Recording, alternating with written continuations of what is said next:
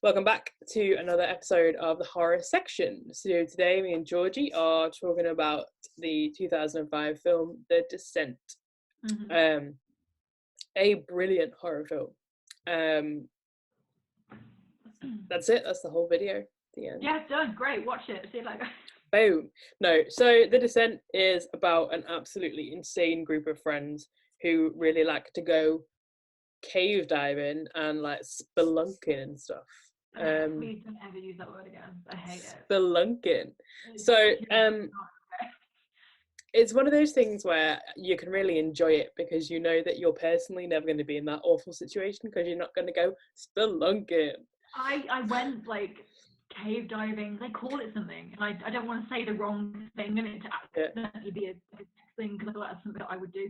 Is it like potholing or something? Yeah, something like that. And so I went once.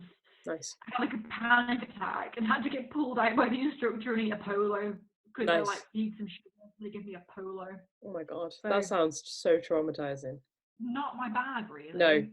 No, there's nothing worse than that sort of when you see videos of people doing it on the internet and they're just like having a go and they just like go into some sort of horrible tiny dark space and like they might come out again, may never be seen again.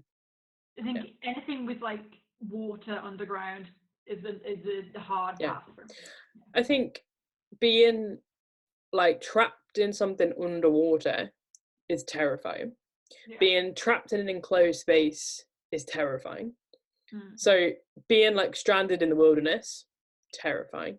So if you mix all three together and you're lost in the wilderness in a trapped little cave with water in it, it's like the trifecta of horror things.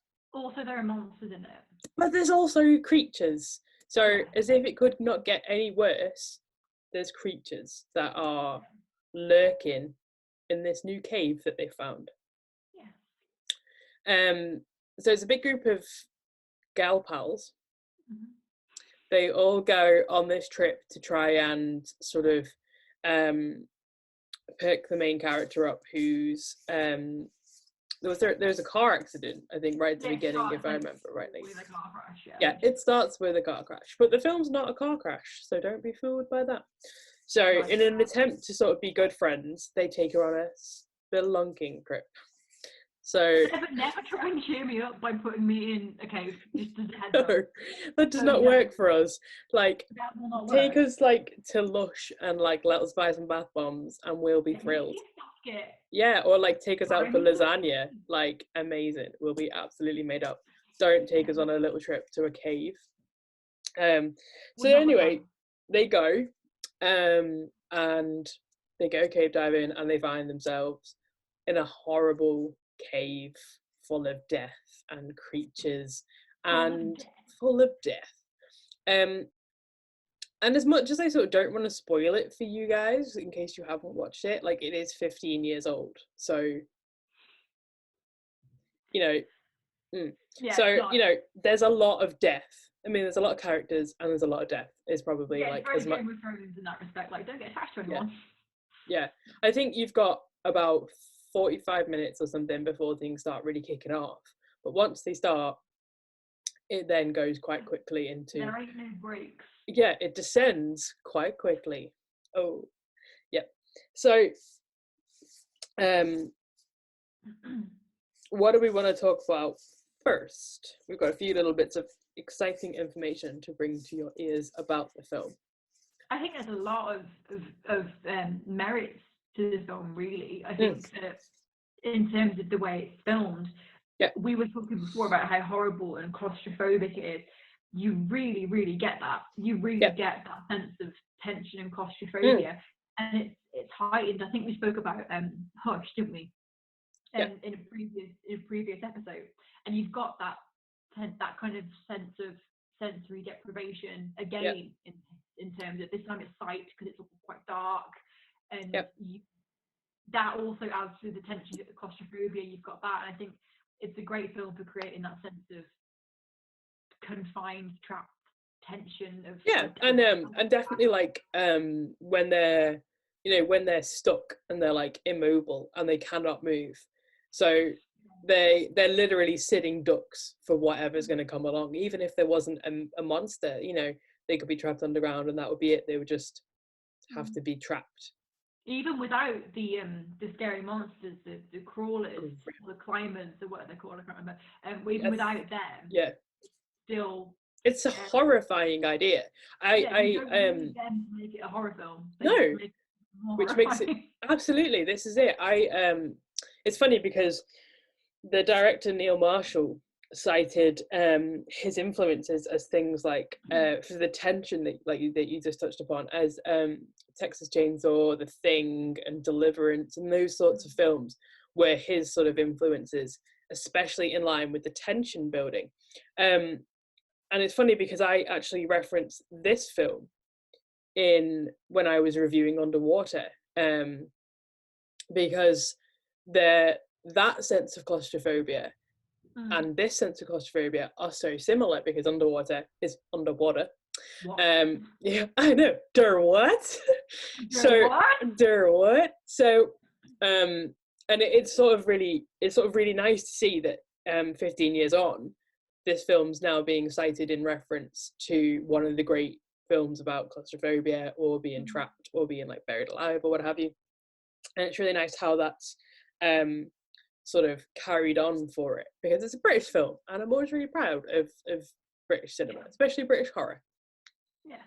So there's so much to unpack. So with the tension, there's some really interesting sort of metaphorical things that we can talk about, and especially about like the creatures and the journey that the girls go on, but the physicality we're going to talk about first, which is the cave, or should I say the caves, which were built at Pinewood Studios in England, which is truly terrifying.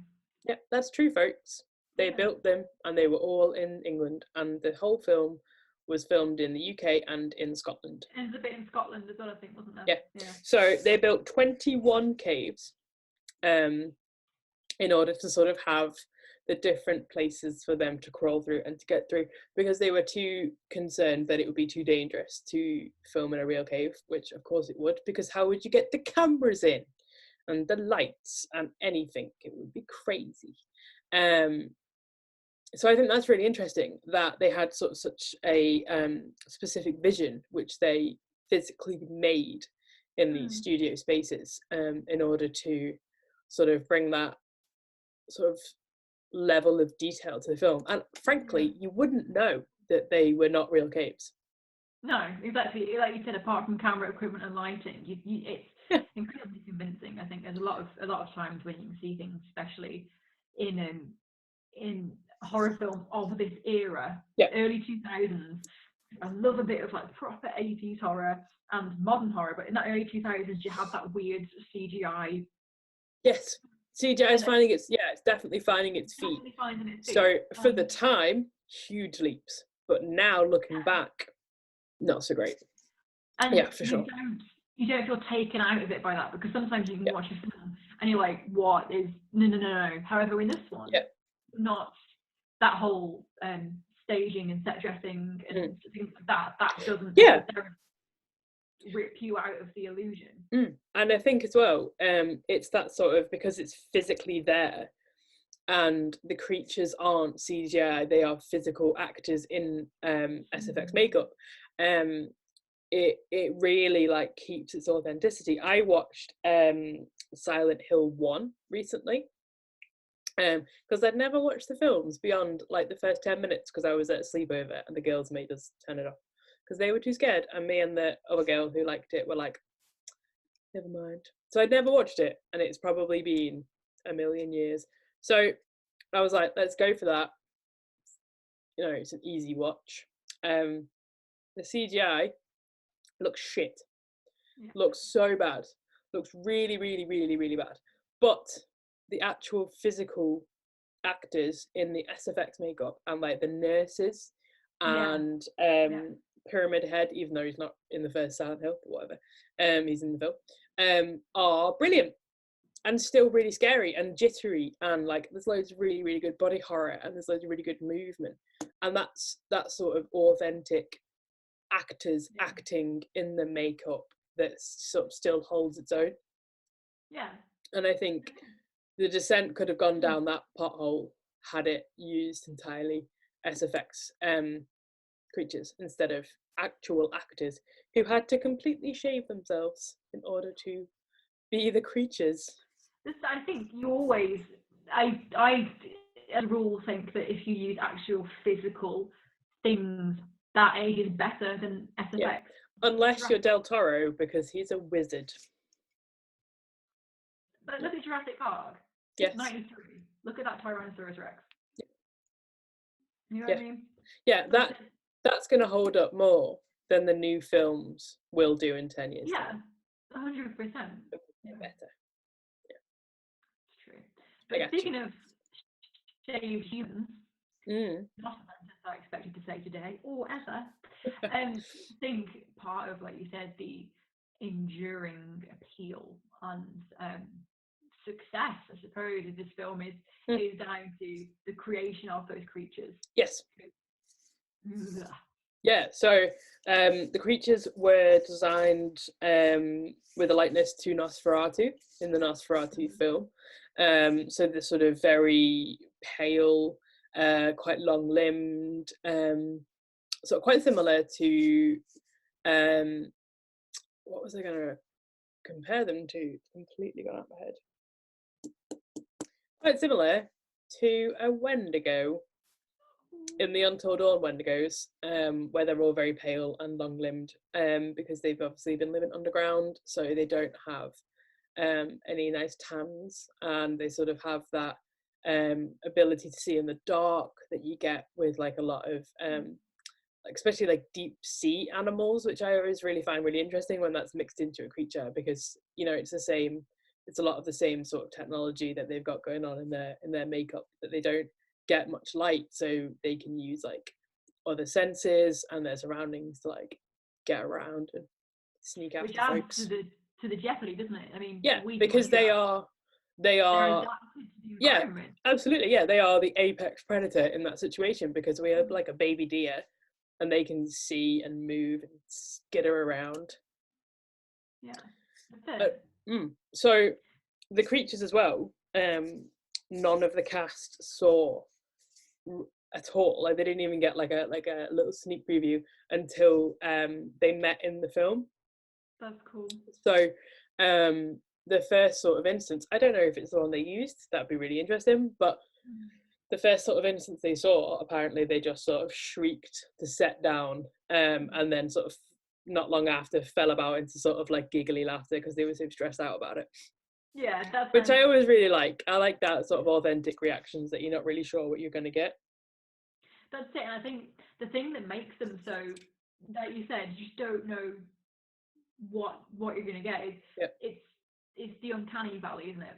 Yes. There is something inherently more terrifying about something that looks humanoid, but not quite human, than something that's completely like a, you know, chimera of loads of different things. Yeah, for sure. Yeah, if it's about something just left of center in terms of how it should look. Yeah, definitely. So I mean, that's why, you know, you've got so many vampire films, zombie films, werewolf films, all that sort of stuff, because it's your neighbor but slightly wrong.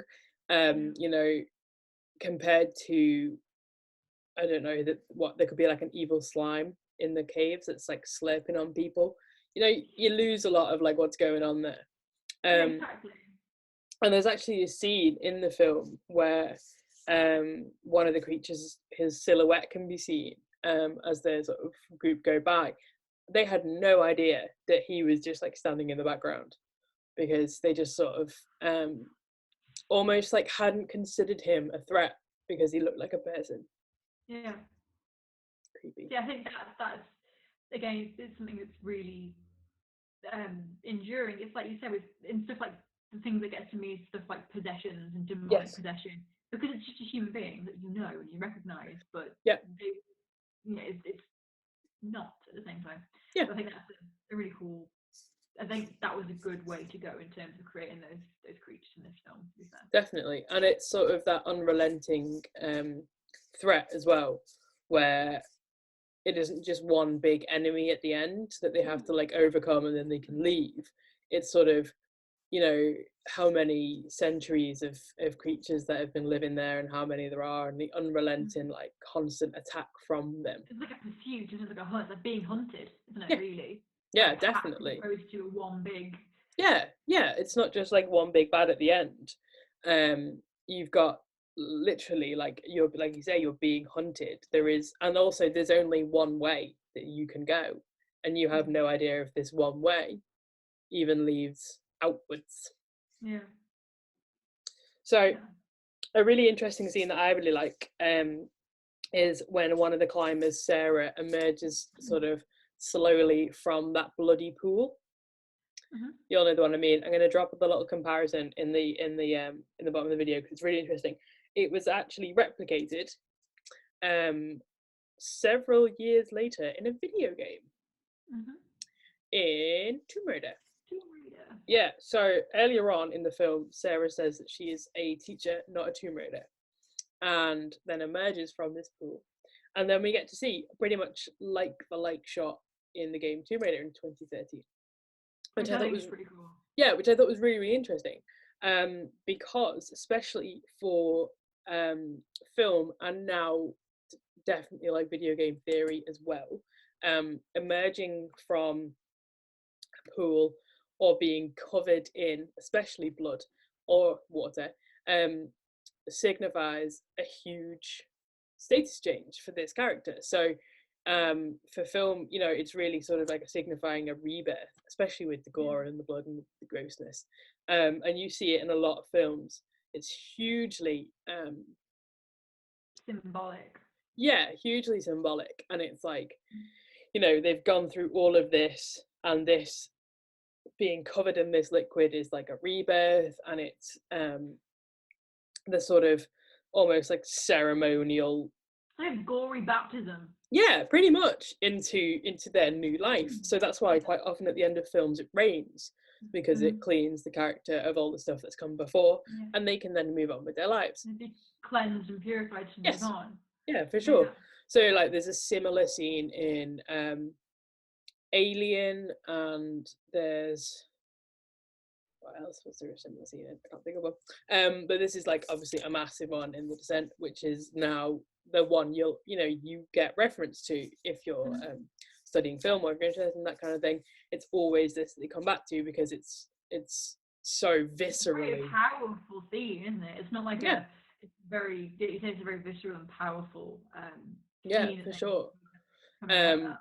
And it's sort of like, you know, she's now shed that persona of what she had before, and now she's reborn into whatever she needs to be to survive. Yeah. Or maybe survive. Who knows? But yeah, I mean, there's so much to unpack about the film, and I think it's something that really holds on. It's been 15 years, but it still is terrifying. Yeah. It's still you sit there and you still feel that weight of the anxiety when you're watching it, and that you don't get yanked out of it by bad SFX or bad acting or anything like that. You still get, I don't think anyway. No.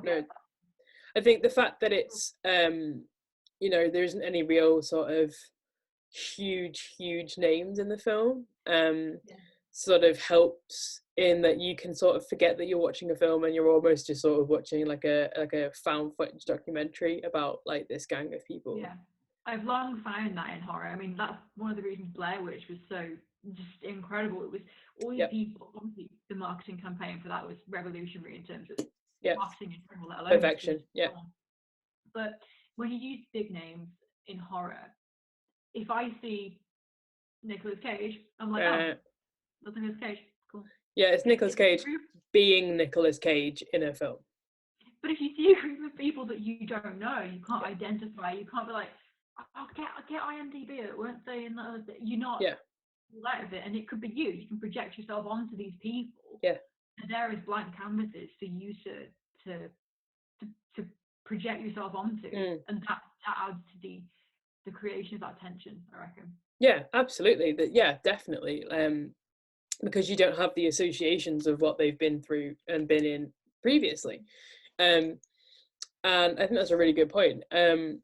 And I think there's a lot of films, especially in like we said, in the sort of early 2000s, that do have that sort of charm as well. And they're, you know, it's gritty, it's not 100% polished. It's got one job, and its job is to freak you out, and it really does that really, really well. It does it really well. Yeah, definitely. And I think, you know, it's very clever without being really proud of itself for being really clever. Yeah, definitely. I think a lot of times films can be very self-aware to the point that it comes across as pretension. Yes. It can be very, it's quite a pervasive thing, I think, especially in terms of like horror and thriller stuff, as well as like your art high things. Like, I get it, it's clever, it's twisted. Don't kind of try and fly a badge of honor of look how great we are and how subversive we are and how da da da da. Just you know. Yeah. 100%. Yeah, it's a really grounded film. Yeah, it's just a horror film by people who really like horror films. And you know, it's made by them, it's made for them, and you know, it's still a brilliant film to this day, and we heartily recommend that you go and check it out and let us know if you loved it as much as we do. Yeah, I think aesthetically as well, like the poster is quite iconic, isn't it? And the poster is iconic. I'm so glad you brought that up, because it's based on a very famous work of art. It is by one of my all-time favorite artists, Salvador Dali. So it's called Female Bodies as a Skull.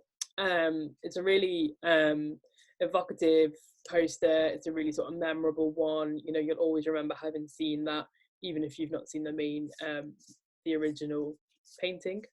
Yeah, it will ring the bell somewhere. And as soon as you look at the original painting, you'll be like, "Oh, I've seen that. I know what it is." And I think it's so layered as well, because I think, you know, you sort of have a glance at it, and they could be the creatures sort of crawling around the rock faces, and you know, there's so many gaps between the bodies, and it's all these dark spaces, and like a really interesting use of like color and light and things like that, like in the poster itself, which all really, really works, and it doesn't give too much away. But it's evocative enough that you're like, what's going on over there? Yeah. So that's a good point. That's a good point. The poster doesn't give a lot away. I've never really thought of it that way before. It's intriguing without like it literally looking at it like retrospectively, you can see how it works on loads of levels, but looking at it for the first time, you would have no idea it's about a cave. No. Other than the fact that it's called The Descent. But you know, that's as much as about her mental state as it is about the journey that she makes. Hell, it could be madness, it could be anything. Yeah, absolutely. So trivia, Georgie Broad. Oh God, don't ask me any questions. What other horror film that you know very well has its poster also based on Salvador Dali's work? When you say that I know very well, are you saying that as a joke because I've seen 7 films? Nope. Oh. Tell me, please. It is Silence of the Lambs. With the There we go. See, I don't ever classify Silence of the Lambs as a horror film. Yes. The age-old question. I am a firm believer in psychological thriller for that one. Yes. Yeah. Well, crime drama, you know, cop film, detective film, murder mystery almost. Yeah. Sorry. We've gone off topic, but never mind. One day we'll just do an entire Silence of the Lambs episode because we love it. But yeah, that's The Descent, I think, in a little hellish nutshell. Yeah, I think it's a great film. I think it's a good film.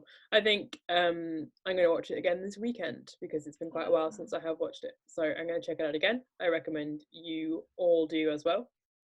And like I said, let us know if you loved it as well.